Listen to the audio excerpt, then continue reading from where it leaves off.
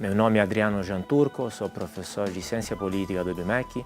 Eu sou contra a estatização dos bancos, sou em favor da privatização, porque os bancos estatais são muito eficientes politicamente e muito pouco eficientes economicamente.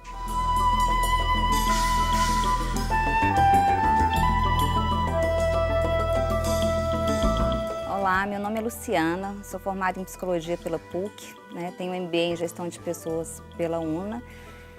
Funcionária do Banco do Brasil há 15 anos e há 3 anos diretora do Sindicato dos Bancários de Belo Horizonte região. Venho aqui hoje trazer um pouco dados e números, mostrando a importância dos bancos públicos para o país e os impactos que uma privatização desses bancos teria para a sociedade.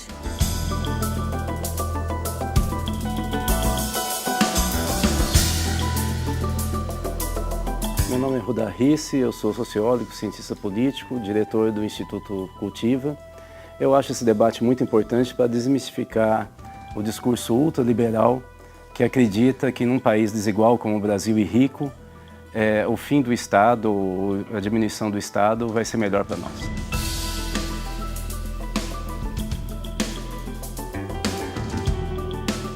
E eu sou Jair Stacanelli e está no ar o Horizonte Debate.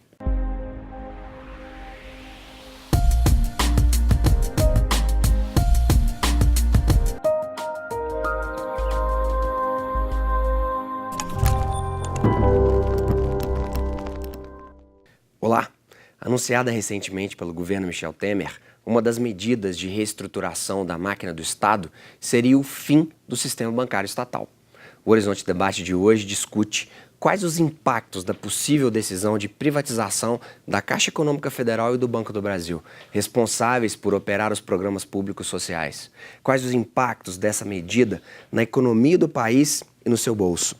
Luciana, é uma alegria te receber com dois convidados, Adriano e Rudá, que já são conhecidos do público do Horizonte Debate e sempre proporcionaram, gosto muito da posição do Adriano e do Rudá sobre política e sobre economia. O que você pensa quando uma notícia dessa chega que impacta o seu trabalho e os trabalhadores que você representa, Luciana? Então, desde o início do ano, a Contraf, que é a Confederação dos Trabalhadores do Ramo Financeiro, lançou uma campanha em defesa dos bancos públicos.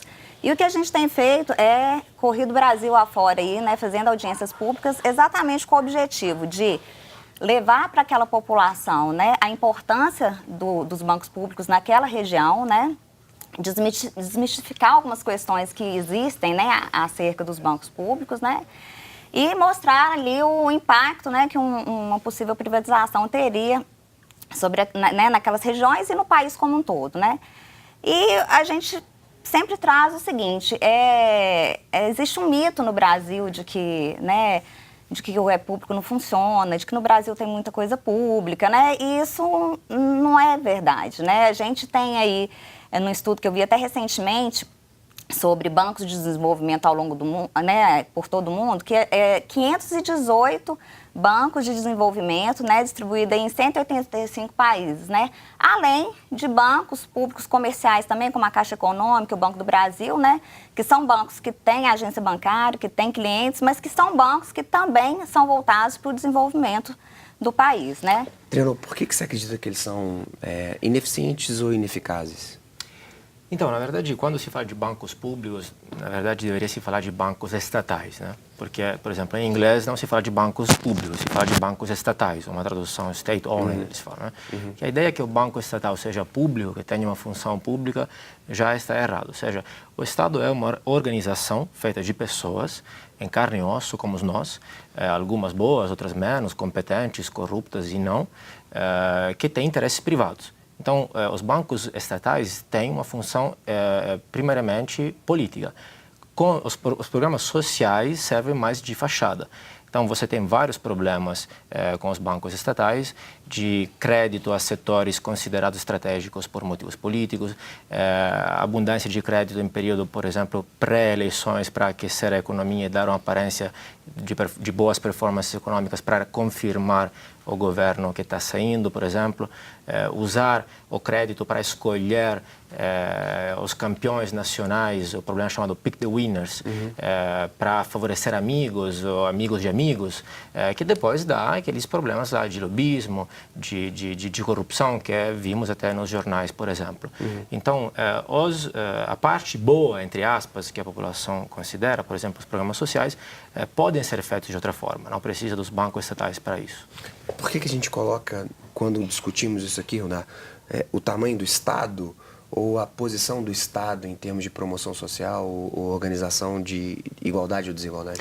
Bom, acho que a primeira questão é a gente ter claro o seguinte: num governo como esse, propor o fim dos bancos estatais já coloca sob suspeição o que é essa proposta. Não é uma proposta popular.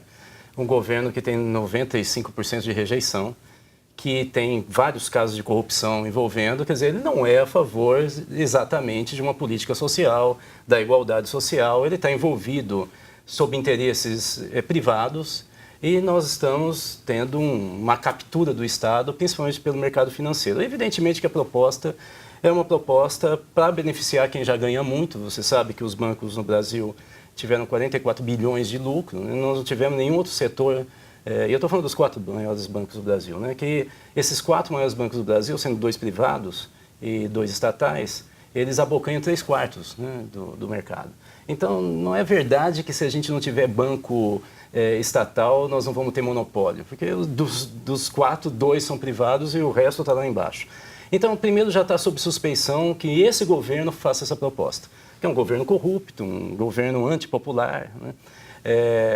E um governo com essas artimanhas que a gente vem vendo no Congresso, né? Pagar político, ou seja, é o que tem de pior na política brasileira, está propondo isso, já coloca sob suspeição. A segunda questão é, o que é o Estado moderno? Se você tira o Estado, você diminui a capacidade de você fazer intervenção sem busca do lucro. O Estado, ele tem a função de criar, vou falar de uma maneira bem rápida, de garantir a expectativa das famílias, das pessoas em relação ao sonho que ela tem.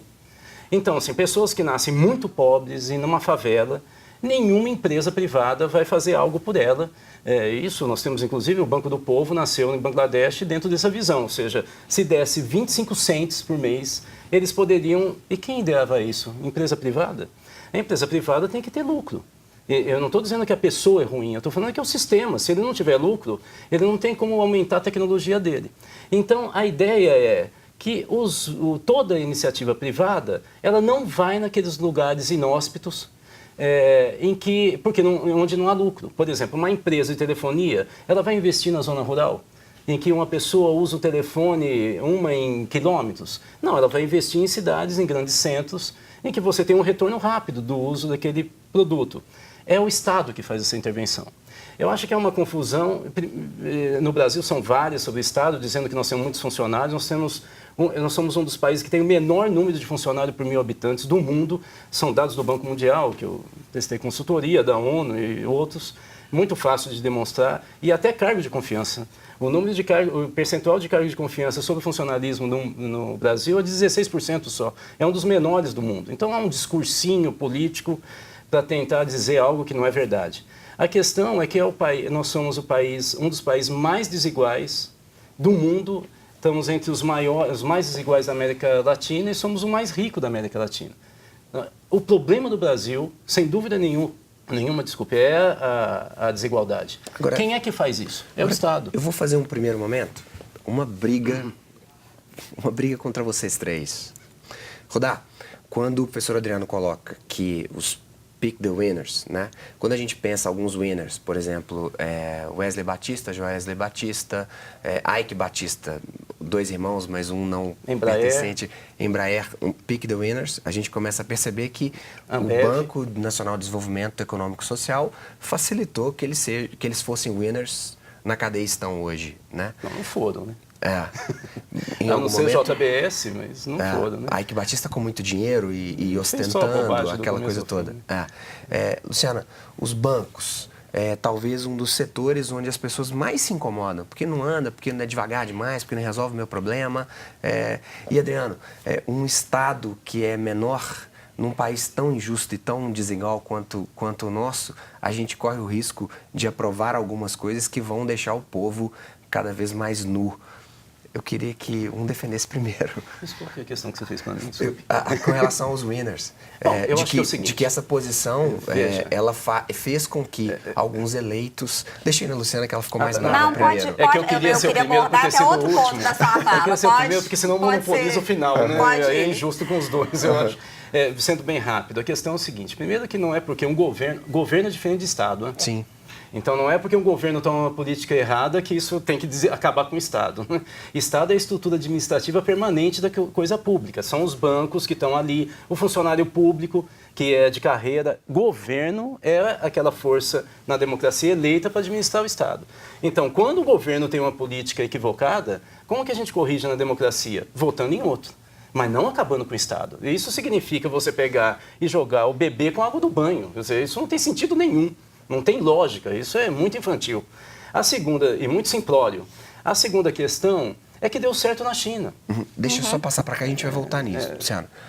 Não, eu até eu continuo um pouco, você fala, na China, né, um exemplo, né, onde os grandes bancos são estatais. Em 2015, a China investiu aí cerca de 100 bilhões nos seus, né, maiores bancos estatais. E uma coisa importante da gente falar é o seguinte, a campanha em defesa dos bancos públicos, ela não é uma campanha contra os bancos privados. Mas é importante, né, reforçar a diferença do papel de cada um, né? Porque o banco privado, ele vai buscar o quê? É lucro, é retorno rápido, é rentabilidade, né? E o banco público, além disso, ele pode buscar o lucro, a rentabilidade também, o retorno, às vezes não tão rápido, né? Mas, além disso, ele tem uma função social a cumprir, né? Ele tem ali um comprometimento com o desenvolvimento do país. E ser um banco que faz o seu papel social, que ajuda no desenvolvimento, não exclui ser um banco rentável, sólido. E o Banco do Brasil é um grande exemplo disso. O Banco do Brasil, de 2007 para 2014, ele subiu de um lucro de 5 bi para 15 bilhões, tá?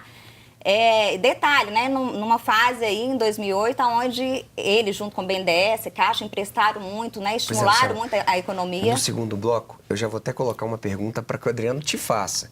Por que os bancos públicos insistiram em uma política de juro que era uma política tão nociva? Porque Caixa e Banco do Brasil também mantiveram a mesma taxa que Santander, Bradesco e outros fizeram. Deixa eu só caminhar para o segundo. Né? Isso. Vamos para um breve intervalo. Você está satisfeito com o seu banco? Daqui a pouquinho a gente conversa de volta.